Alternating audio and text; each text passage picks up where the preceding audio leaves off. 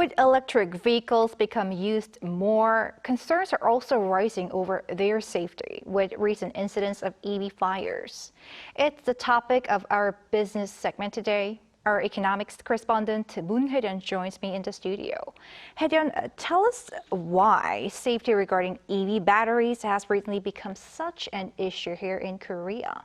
So it all began on August 1st when a fire broke out in the underground parking lot of an apartment complex in Incheon. A Mercedes-Benz EQE electric car using Farasis Energy batteries appeared to spontaneously catch on fire, consequently destroying 87 other vehicles and damaging 783 more. The fire took more than 8 hours to put out, and the apartment's residents were taken to hospital and moved to temporary shelters after being unable to return home. The police are still investigating, and forensics are being reviewed to find out exactly which aspect of its battery caused the fire. It's expected to take around a month until the results are out, but in the meantime, the incident sparked fears over the safety of electric vehicles. According to data from K-Car, a South Korean auto trading platform, the number of EVs put up for sale nearly doubled the week following the fire compared to the week before.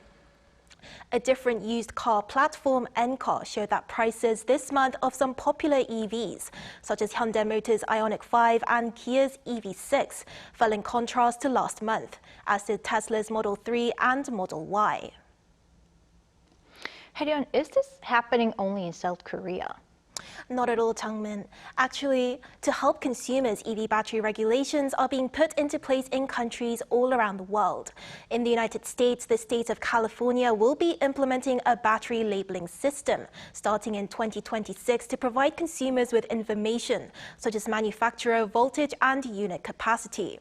The European Union will also introduce a similar digital battery passport system in 2027. Following the fire in Incheon, related government ministries in South Korea came together to discuss measures to prevent recurrences of such events. On top of inspecting firefighting facilities in underground parking spaces, the government has advised EV firms to release information on battery manufacturers used in their vehicles to ease car buyers' concerns. Next month, the government plans to release a more comprehensive solution. The question of whether or not to make labeling the manufacture of EV batteries mandatory will be included in the comprehensive measures to be announced in early September, along with other content. Despite the fact that it has not been made mandatory as of yet, most EV firms selling in South Korea stepped up to release information about the manufacturers of batteries used in their vehicles, starting with Hyundai Motor. But it wasn't just domestic firms that published their battery information. Tesla too has disclosed the battery makers in their EV models through the Ministry of Land, Infrastructure and Transport after being met with backlash from local buyers. The majority of EVs listed use South Korean batteries, while around a quarter used Chinese batteries. Will releasing information about battery manufacturers actually help consumers, and how would that affect the EV battery market for domestic firms? Well, Tongmin, that's actually a very difficult question to answer, because in order to answer that question, we need to know whether the problem lies behind electric vehicle batteries as a whole, how people use them, or whether it's something to do with the manufacturing process. And here's what an expert said.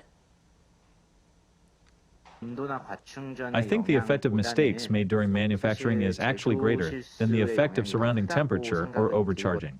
Personally, I think revealing manufacturer information would be effective, so manufacturers will be more responsible when making their products.